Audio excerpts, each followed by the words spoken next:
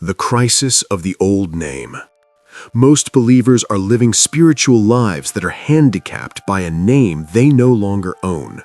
We carry the names given to us by our past mistakes, our broken families, our failures, and our labels. We try to be intimate with a Holy Father while still identifying as a sinner, a failure, or an orphan. But you cannot fully embrace the Father if you are still clinging to the identity of a stranger.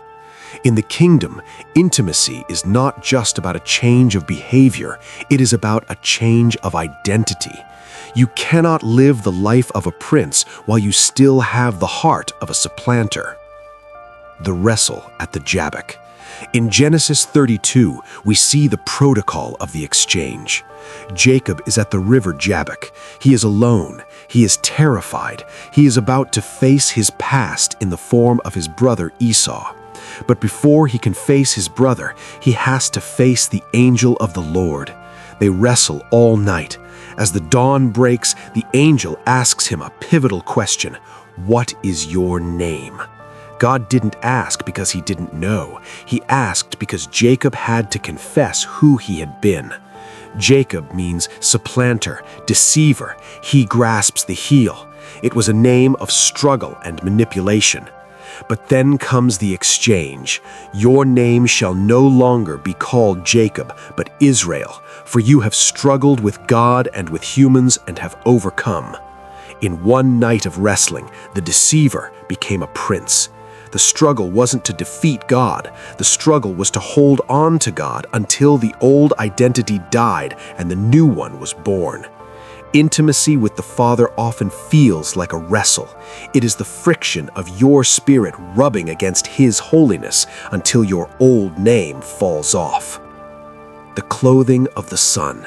We see this exchange again in the story of the prodigal son in Luke 15. The son returns home with a prepared speech. "I am no longer worthy to be called your son. Make me like one of your hired servants." He wanted to exchange his rebel identity for a slave identity, but the father interrupts him. The father doesn't want a slave, he wants a son. The father orders the protocol of the exchange. "Quick, bring the best robe and put it on him. Put a ring on his finger and sandals on his feet." In the kingdom, the Father's robe covers your rags. The Father's ring restores your authority. The Father's sandals signify that you are no longer a fugitive, but a resident. Many of you are still trying to work in the Father's house as hired servants. You are trying to earn what can only be inherited.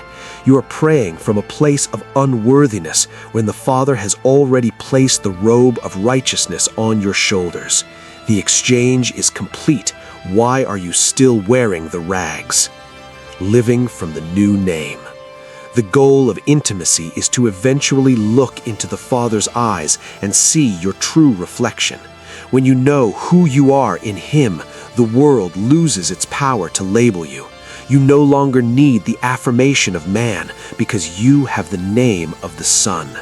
The exchange of identities is the final step into the Holy of Holies.